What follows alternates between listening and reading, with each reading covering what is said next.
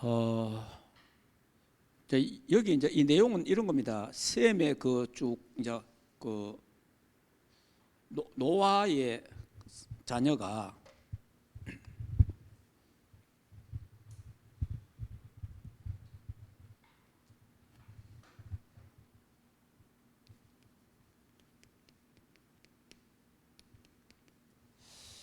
제사장 나라가 한국입니다. 한국. 여기에 대해서는 뭐 지금 반대하는 사람 아무도 없습니다.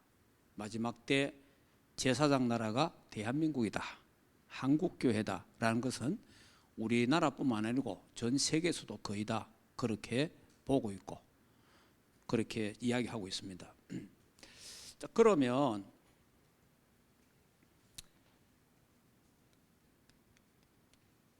노아에게 아들 셋이 있었잖아요. 그 아들이 이제 큰 아들이 가나안이에요. 함이에요.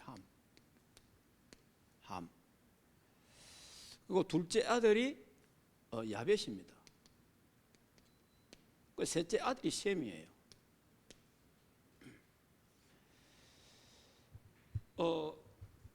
이제 성경에 이제 있는 그대로 이제 노아가 조금 이해가 되죠. 왜냐하면은 포도주를 너무 많이 마셔가지고 잠이 들었어요. 그래 잠이 들었는데 이제 이해가 되는 게 뭐냐면 40일 동안 지구에 비가 와가지고 지구가 다 멸했잖아요. 그 사람이 이제 그런 광경을 보면 얼마나 가겠어요? 여러 가지. 자, 그러니까 지구의 인간들이 다 죽었다 이 말이에요. 생물도 다 죽었단 말이에요. 그 노아 식구만 살고 방주에 들어있는 생물만 살은 거예요.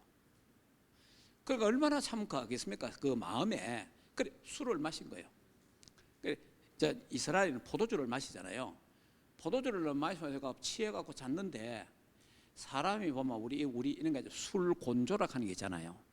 어떤 사람은 술 먹고 와가지고 밤새도록 이야기하는 사람이 있고, 어떤 사람은 술 먹고 와갖고 막 깽판 지는 사람이 있고, 어떤 사람은 술 먹고 와가 자는 사람이 있어요. 그런데 이제 노아는 술을 먹었는데 자는 사람이라.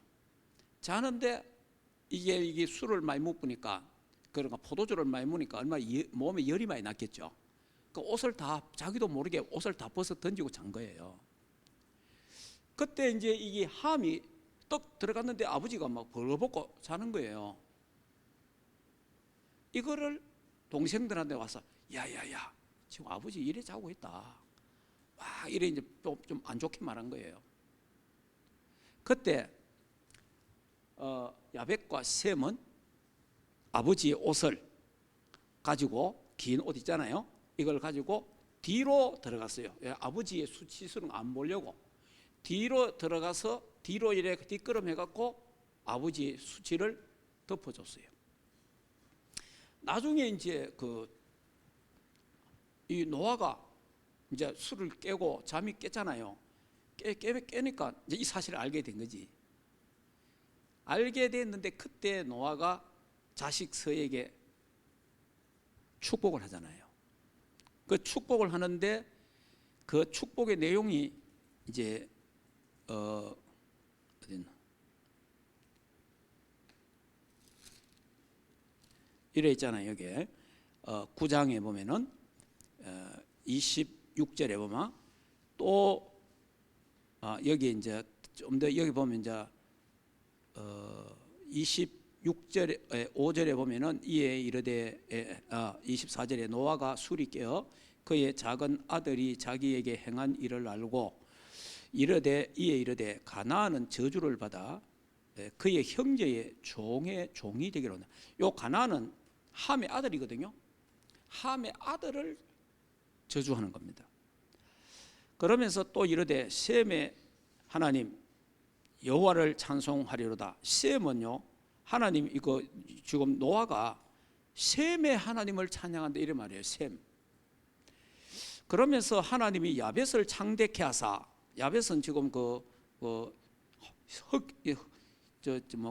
백인종 그랬잖아요.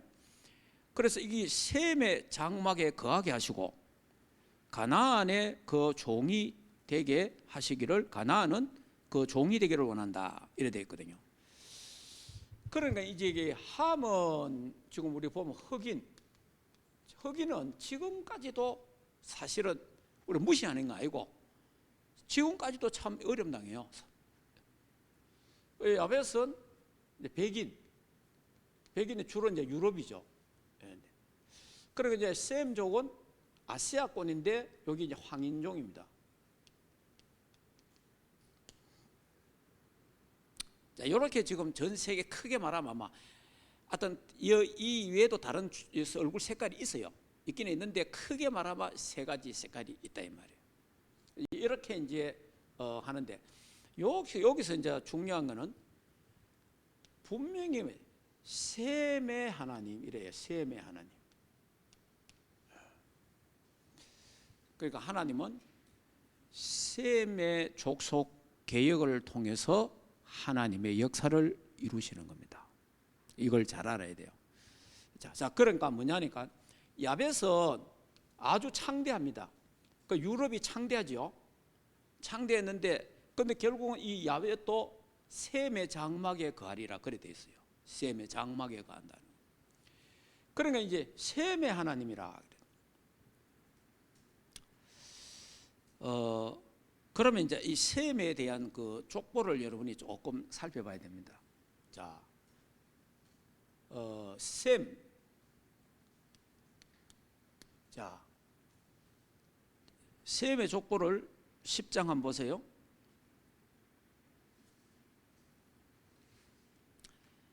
자, 이래 나오잖아요. 자, 21절에 셈은 에벨 온 제사장의 조상이요. 그래 쭉 이제 나옵니다. 그래서 셈의 아들은 엘람과 아수르와 아르박삭. 그러니까요, 셈의 아들이 엘람, 아수르, 아르박삭, 룻과 아람. 다 아들이 5이에요. 셈의 아들이 5명. 요 셈의 아들이 5명인데 아르박삭이 셋째 아들입니다. 셋째 아들. 그러니까 셈의 하나님의 축복이 아들 5에게 다 내려가는 게 아니다 이 말이에요. 셈의 하나님의 축복이 5 아들에게 다 내려가는 게 아니고 그 중에 한 아들에게 내려가는 거예요. 그 중에 한 아들을 선택했다는 거예요. 그 아들이 아르박삭입니다. 요 셈의 아들 중에 이제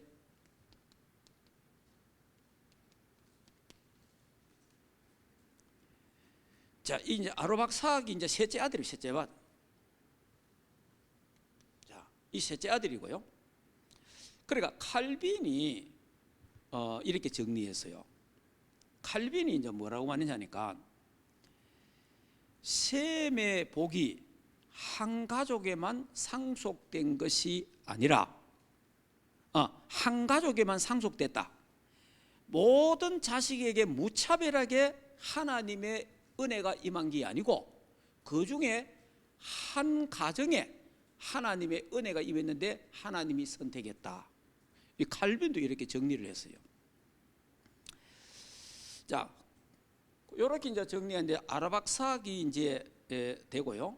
그러면 이 아르박삭이 누구를 낳습니까? 셀라를 낳아요. 셀라. 자, 그러면 이제 이 셀라가 에벨을 낳습니다.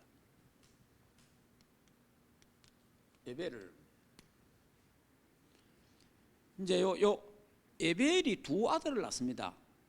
에벨이 2 아들을 낳는데 그 아들 하나가 벨렉이에요. 벨렉입니다. 이 아들이 이제 성경에 쭉 보면요, 이 벨렉이 결국은 족보가 어떻게 나오냐니까 벨렉의 5대 후손이 누구냐? 아브라함이 나옵니다. 이게 예수 그리스도의 족보예요. 족보. 아브라함이 나와요.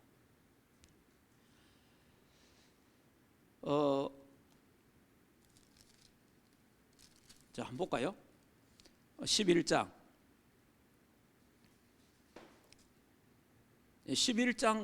10절에 보면 셈의 족보는 이러하니라 쭉 나옵니다. 그러면서 아르박삭을 낳고 이러죠. 다른 아들이 없어요. 아들 5명인데 아들 5명 이름이 없고, 그러나 족보가 이어갈 때는 그것만 나가잖아요. 자, 그러니까 아르박삭이 나오고, 그러면 아르박삭이 이제 쭉 나오면서 아르박삭이 셀라를 낳고, 셀라가 또 쭉 나옵니다. 에셀을 낳고, 에셀을 낳고 에셀이 벨렉을 낳습니다. 벨렉을 낳고 나서 쭉 내려갑니다. 내려가면 쭉 나중에 누가 나홀을 낳고, 나홀이 데라를 낳고, 데라가 누굴 낳아요? 아브라함을 낳는 거예요. 무슨 말 이해됩니까? 족보. 예. 그러면 이 아브라함의 계통을 통해서 누가 와요? 다윗이 오잖아요. 다윗 임금. 자, 그러면서 이제 여기서 누가 납니까? 예수 그리스도가 탄생하잖아요. 요렇게 이제 되네. 여기 족보란 말이야. 그러니까 이제 하나님이 이제 셈의 아들 5명에게 다 하나님이 선택을 준 게 아니고, 하나님의 축복을 한 가문에다가 하나님이 축복하는 거예요. 근데 그 가정이 누구냐? 아르박삭이라. 그 이제 아르박삭인데 셀라, 에셀, 벨렉을 통해서 이제 요 아브라함이 오는 거예요. 아브라함. 그러니까 여기 이제 벨렉의 동생이 욕단입니다. 욕단. 벨렉의 동생이 욕단이다. 자,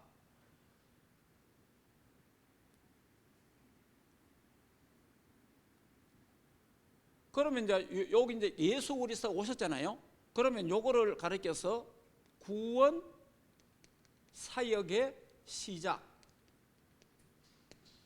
구원 사역의 시작. 여기 이제 이스라엘 구원 사역의 시작. 이스라엘 나라에서 예수 그리스도가 탄생한다 이 말이에요. 그리고 여기 이제 구원 사역의 시작이다 하는 거예요. 구원 사역의 시작이다. 자, 요까지는 쉽게 이해가 되잖아요, 그죠? 무슨 말인지 이해되죠? 그러니까 셈에서 쭉 와가지고 이게 이제 아브라함까지 왔단 말이에요, 그죠? 그런데 그 아브라함의 계를 통해서, 족보를 통해서 다윗이 오고, 다윗의 족보를 통해서 예수 그리스도가 오셨다 이 말이에요. 그래서 이거는 이제 구원 사역의 시작이다. 시작. 구원 사역이. 이제 구원 사역이 이렇게 시작이 됐다는 거. 이게 이제 지금 우리가 이스라엘에서 그래 여기서 태어났잖아요. 이스라엘. 그러니까 이제 미가서 5장 2절에 보면은 예루살렘에서 예수 그리스도가 태어난다고 되어 있잖아요. 베들레헴에서. 그래 예수 그리스도가 베들레헴에서 태어나잖아요. 여기서 이제 예수님의 구원의 시작. 그러면 구원의 시작이 있으면 구원의 마지막 완성이 있어야 되잖아요. 이 부분을 이제 이야기를 하려고. 이거는 이미 이루어진 거예요. 이미. 자, 이런데 그러면 이제 여기서 이제 셈의 이제 계통 중에 쭉 오다가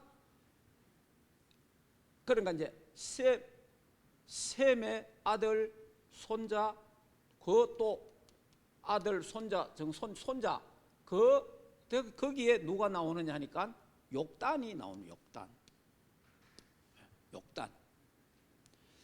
그러니까 이게 이제 에셀의 아들이 둘이 있는데 하나는 벨렉이고 하나는 욕단이라. 그런데 이제 벨렉 계열은 쭉 나왔잖아요. 그런데 이때 욕단은 없어요. 욕단이 없어졌는데 그 욕단 보니까 성경에 뭐라고 되어 있습니까? 동쪽으로 갔더라. 그냥 동쪽으로. 예, 동쪽. 그러니까 성경에 보니까 동쪽 산지, 동쪽에 산맥, 이제 이런 뜻이 있어요. 그렇게 이제 이동을 한 거예요. 그 다시 말하면 이제 그 이란을 거쳐서 쭉 저거 이제 산맥을 거쳐 가지고 어디까지 왔느냐? 백두산까지 왔다는 거죠. 이 동방에 제일 큰 높은 산이 백두산이에요. 백두산인데, 그런데 우리 민족이 그렇다 하시니까 욕단의 계열의 이제 이 사람들이 전부 다 이제 어딥니까? 그 백두산을 중심으로 해갖고 만주불판 있잖아요. 그 다 우리 옛날 우리 끼잖아요. 만주불판하고 이게 전부 다 이렇게 살았다는 거예요. 살았는데 이제 이 사람들이 욕단 이 계열이 어디로냐? 동쪽. 그래서 제가 책들을 읽어보면 이런 게 있더라고요. 태평양 연안에, 그리고 이게 이제 태평양 연안 해변가 해 뜨는 나라 이런 식으로 정리가 되어 있더라고요.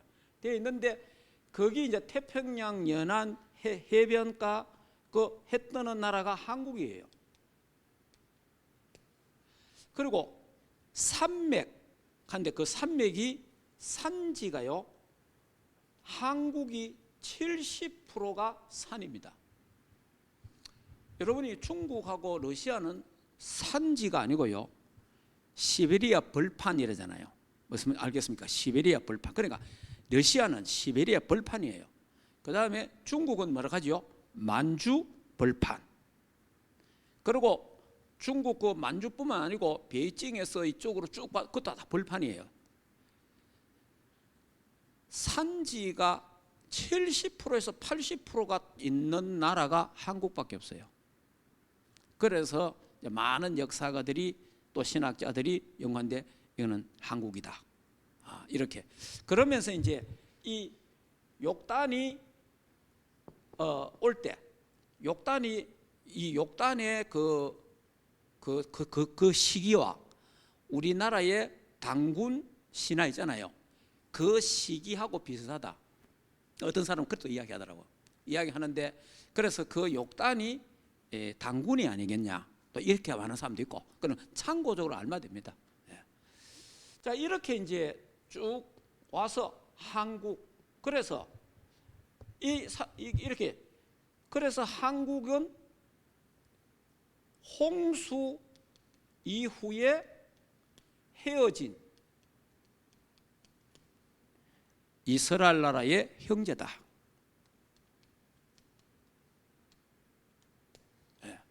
어떤 책은 보이겠요? 형제. 어떤 책에는 사촌이다. 뭐 이렇게 되어 있더라고요. 그러니까 이제 바벨탑이 무너지면서 욕단은 동쪽으로 온 거예요. 그러니까 여기 이제 말 한마디만 있잖아요. 그러니까 우리 그 사극을 만들 때 여러분이 우리 영화나 사극을 만들잖아요. 말 한마디 가지고 2시간짜리 영화를 만들기도 하고 연습곡도 만든단 말이에요. 근데 여기에 보면은 이래 돼 있잖아요. 10장에 보면은 자 10장에 보면은 이래 말이 있습니다.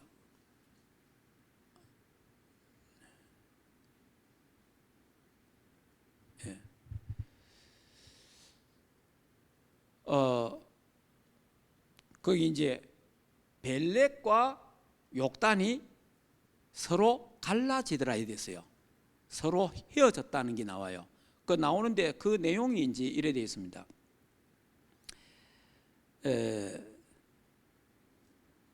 욕단 그들이 거주하는 것은 메사부터 서발로 가는 길 동쪽의 산이더라. 이러고 이제 여기에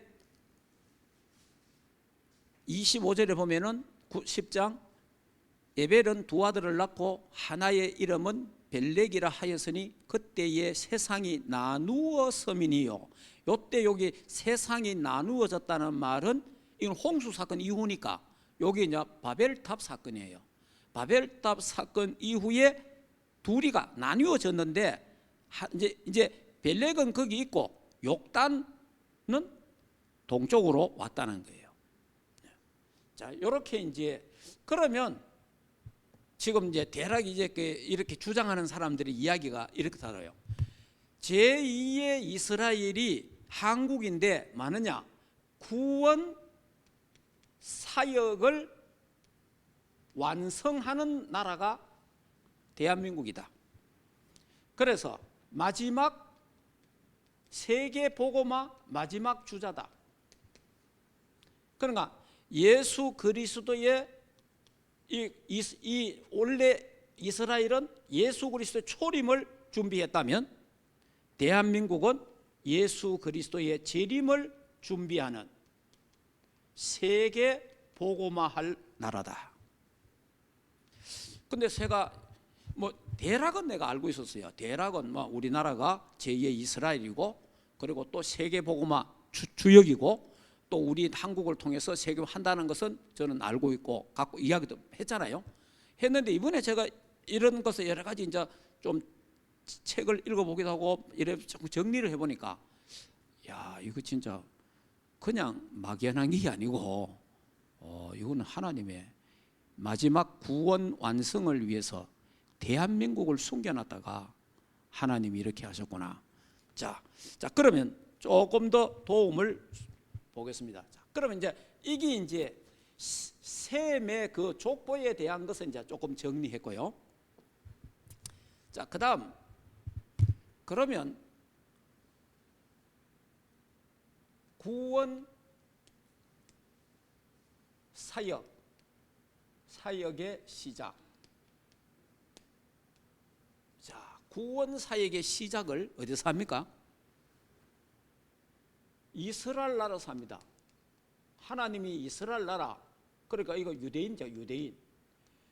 자, 여기에다가 하나님이 이스라엘 나라를 선택했습니다. 선택. 그래서 선민이라고 하죠. 자, 이 사람들을 선택했는데, 그래서 여기에다가 뭘 줬지요? 성경. 여기다가 메시아. 이 이스라엘 나라에 이렇게 오는 거예요. 성경 하나님 말씀을 줬잖아요. 이스라엘 나라한테 성경 말씀을 줬고, 그 다음에 메시아가 왔잖아요. 이게 이제 이스라엘 나라예요. 그런데 이 복음이, 그래서 이제 여기 창세기 3장 15절 이 복음이잖아요. 원시 복음. 그래서 출애굽기 3장 18절, 이사야 7장 14절, 마태복음 16장 16절, 주는 그리스도요 살아계신 하나님의 아들이십니다. 예수 그리스도가 오셨잖아요. 십자가에서 다 이루었다. 그런데 이 이스라엘 나라가 여기서 뭡니까? 복음을 거절합니다. 이 복음을 거절하잖아요. 그래서 예수님을 죽이잖아요.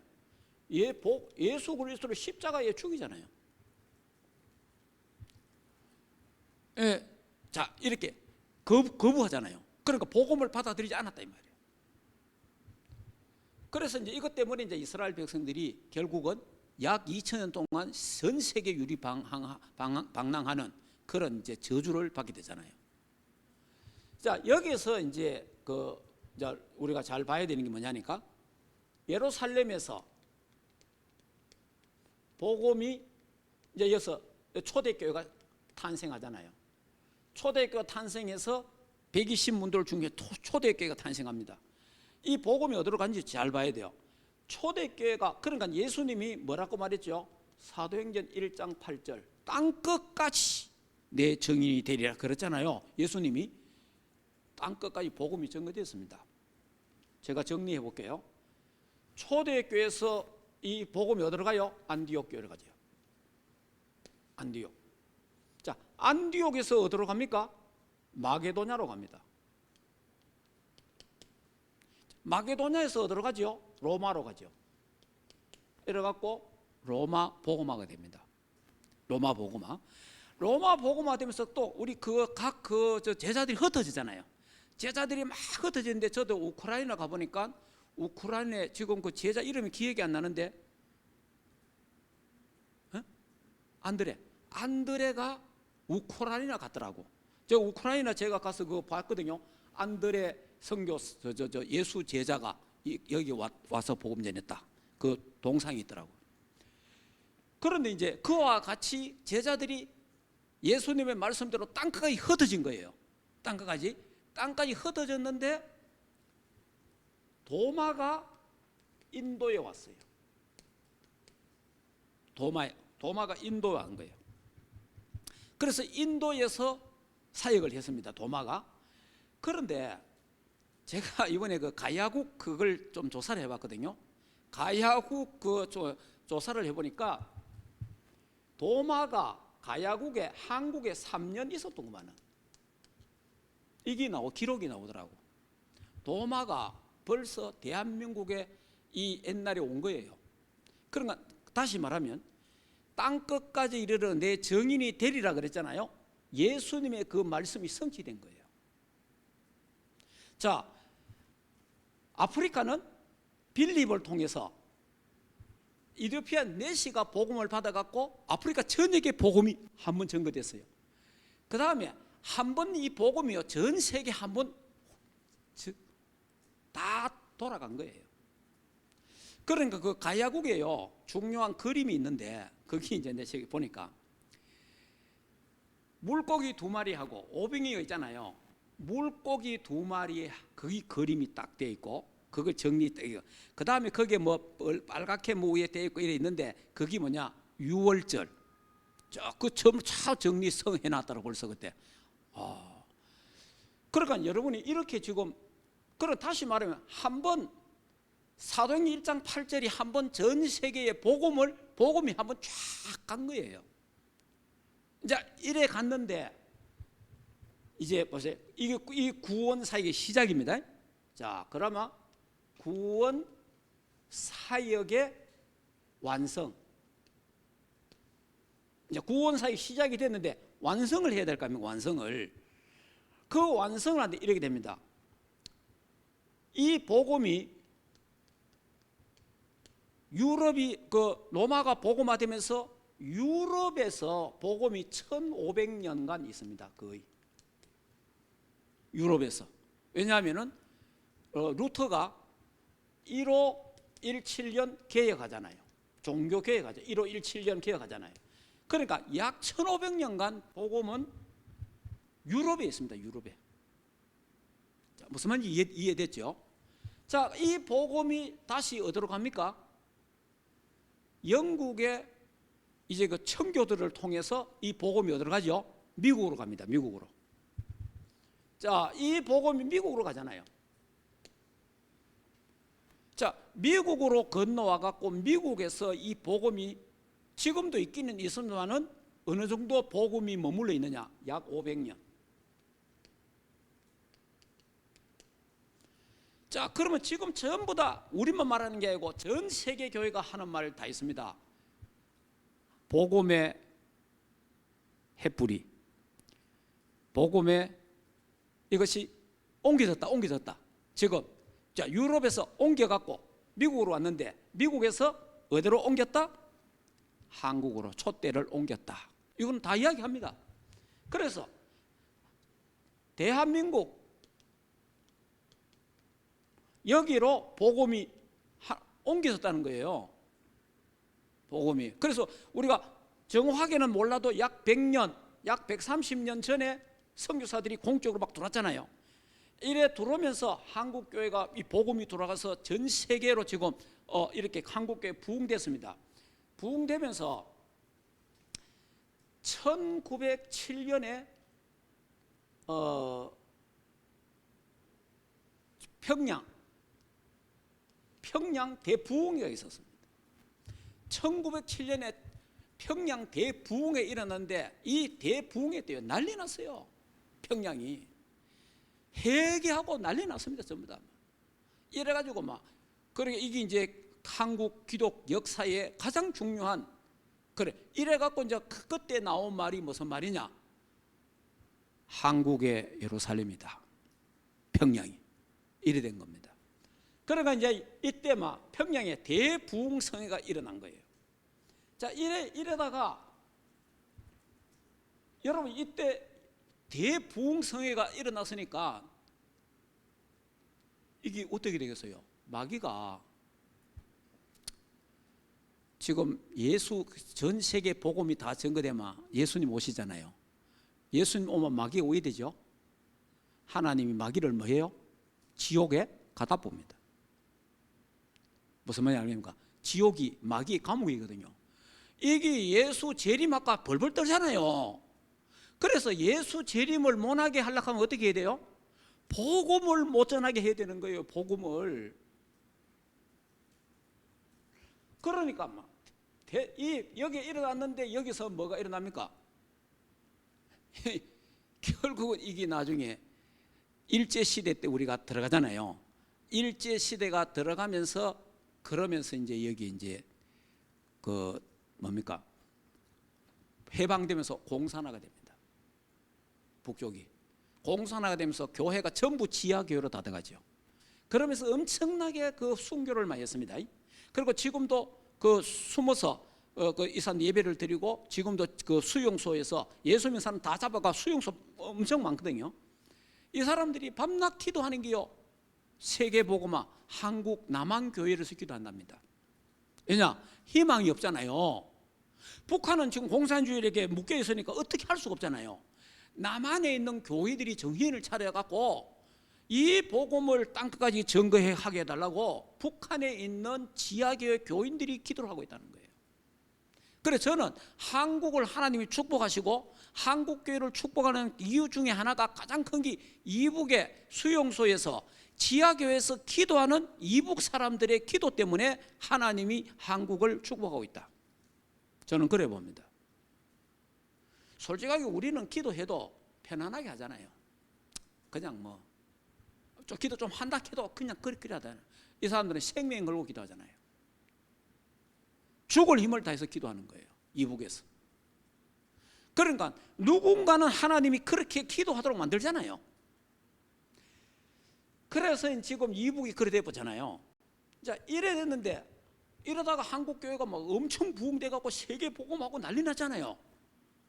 난리 났는데 미국 교회가 제일 선교사를 많이 보냈고 현재까지도, 그 다음 두 번째가 선교사 수가 제일 많은 나라가 대한민국이에요. 대한민국인데, 그러니까 대한민국이 이제 막 부흥되면서 제가 뭐라 했어요? 교회 짓기 바쁜 거예요. 교회 짓는 게 나쁘단 말은 아니에요. 교회를 지어도 교회는 짓되 선교는 그대로 해야 되잖아요. 자, 그래 되니까 교회를 짓다 보니까 경제가 이게 좀 힘이 들잖아요. 그러니까 예부에 나가는 돈을 줄여야 될 거 아니에요. 그래서 선교비를 자꾸 줄이기 시작한 거예요. 그러니까 선교가 약해져 본 거예요. 무슨 말인지 이해됩니까? 그러다 보니까 내 교회 중심이 되본 거예요. 하나님의 나라 중심이 아니고 내 교회 중심이 되본 거예요. 이러니까 한국 안에서 막 계속 문제가 터지잖아요. 교회 안에 문제가 터지고 사건이 터지고 막 온갖 소리, 어느 정도 소리 나옵니까? 개독교까지 소리가 날 정도로 욕을 먹고 있잖아요, 한국교회가.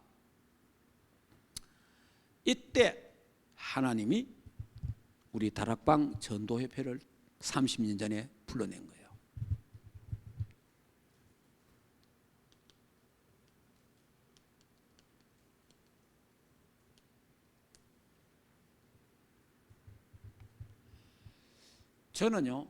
저는 이 사실을 진짜 믿거든요.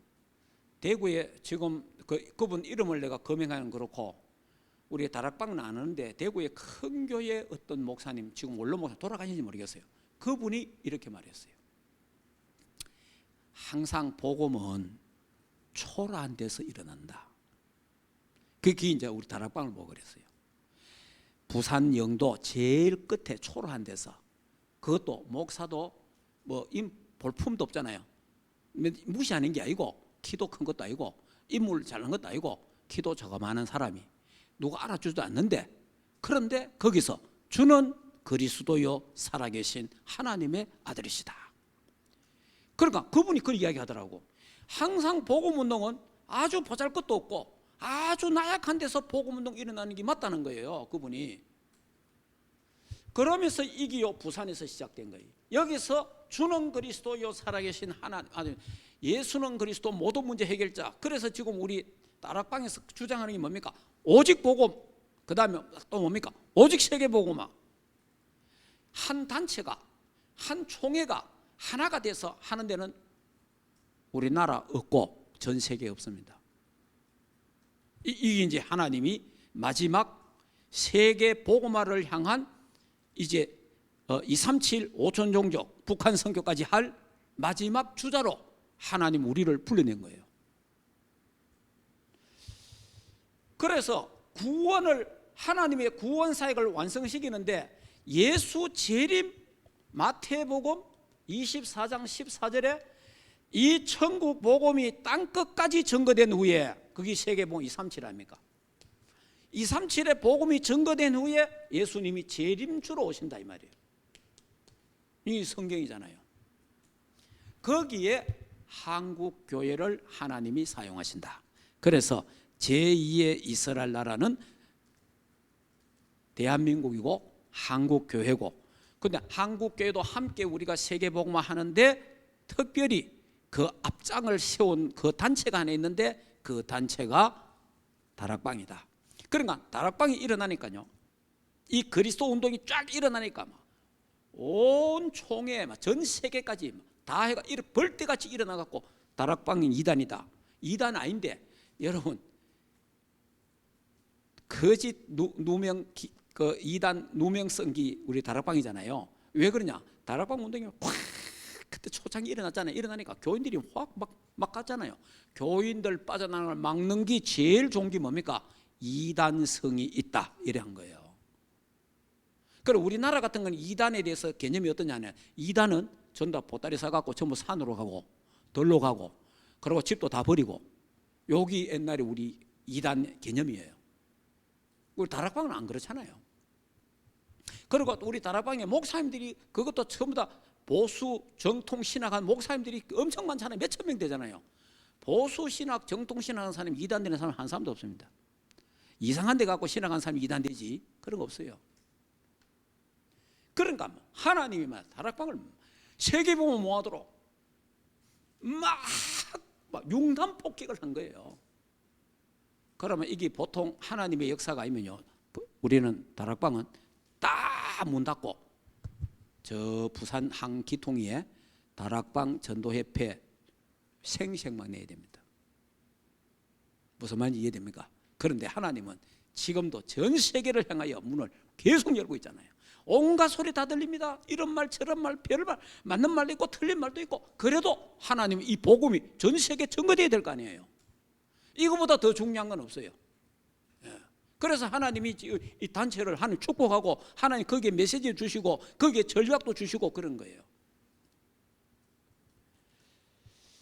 그래 이제 우리나라에 이제 한때 73년도 74년도에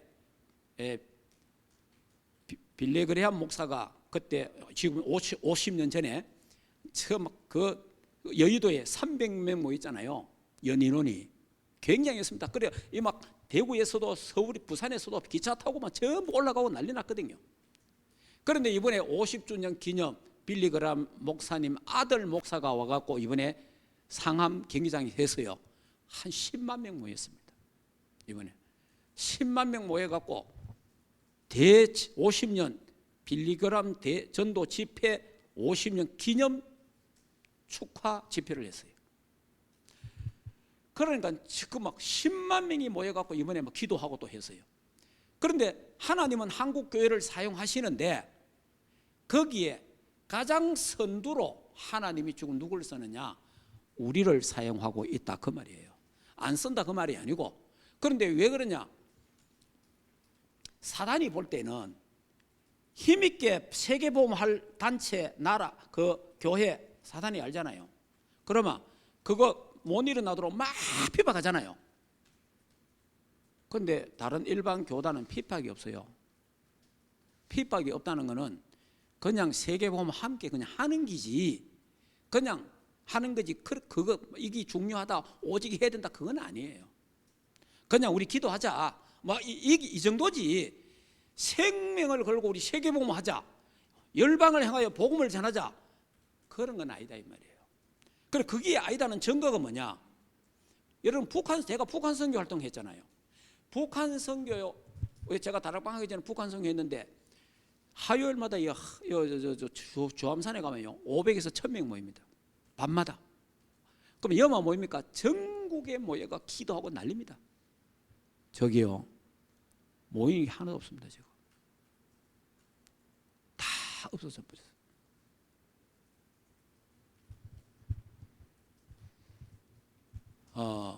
그때 어느 정도로 열심히 했냐? 북한에 예를 들면 한경도 무슨 면, 무슨 리, 무슨 몇 번지까지 전부 다 주소 다 해갖고 거기에 누가 갖고 다까지 조직 다 됐어요. 그런데 지금 하나도 없어요. 무슨 말인지 그래 다 무너져 본 거라.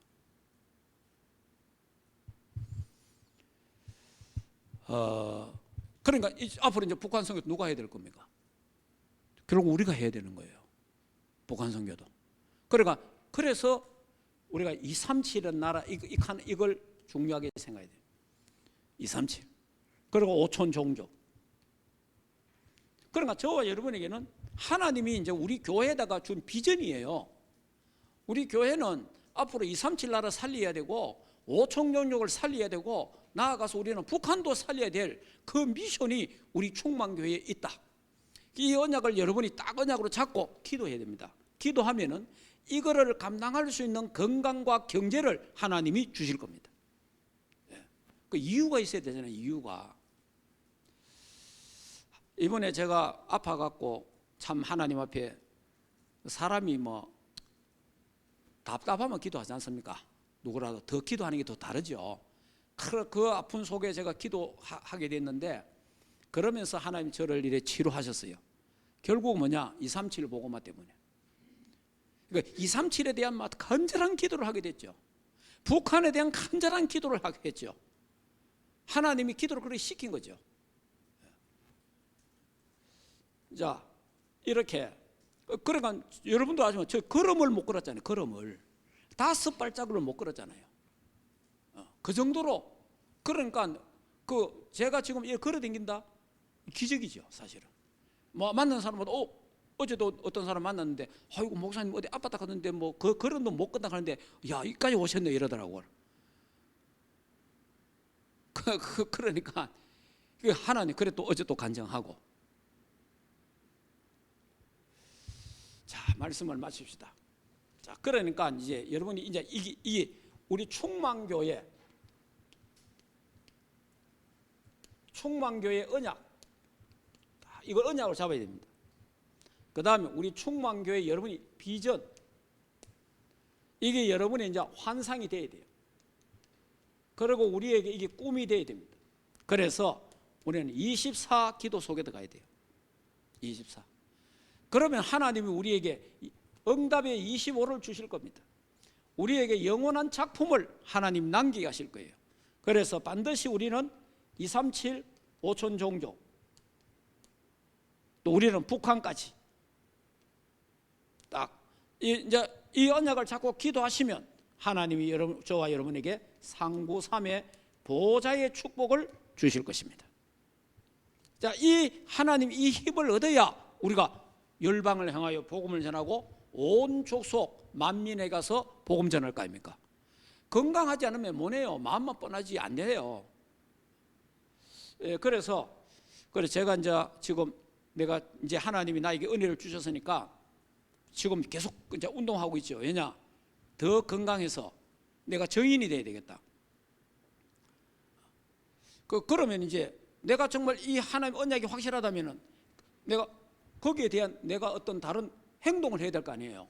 그러면 지금 가장 중요한 게 모든 건강이 회복되는 게 중요하잖아요. 그래서 이제 뭐냐? 기도하고 운동하고 기도하고 계속 하는 거예요. 자, 그래서 이제 이게 이제 우리 다락방과 우리 충만교회의 비전입니다. 이 마지막 하나님이 세계 복음화 주자로 하나님 우리를 불렀다. 그 중에 특히 우리 렘넌트들을 불렀다. 굉장히 중요합니다. 저와 여러분은 1세대는 갑니다. 1세대들이 뭐 잘못하고 못하고 이것도 있지만은 갈 겁니다. 그러나 그 뒤에 우리 2세들, 우리 렘넌트들이 일어납니다.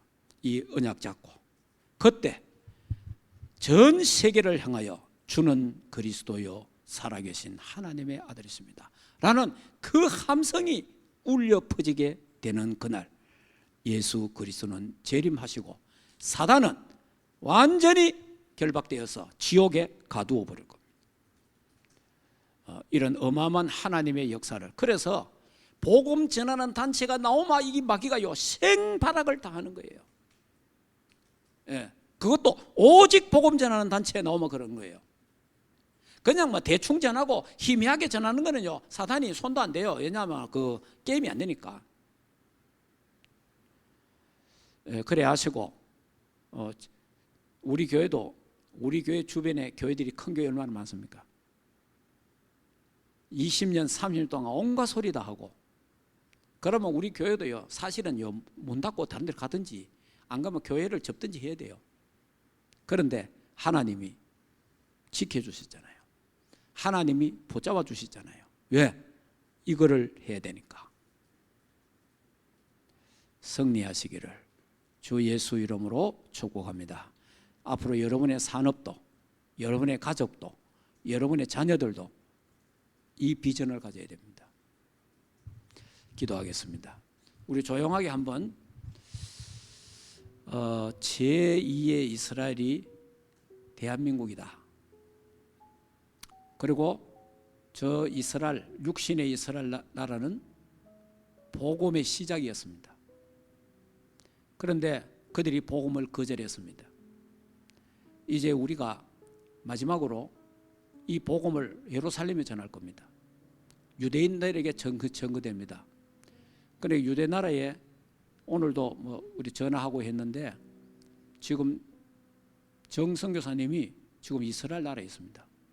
거기에 사사 목사님하고 팀이 돼갖고 3주간 사역을 하더라고요. 그래 1주간은 사역을 끝났고 남은 2주간 사역이 있다고 기도해달라고 부탁을 하는데 지금 이스라엘에 중요한 문들이 많이 열리고 있습니다.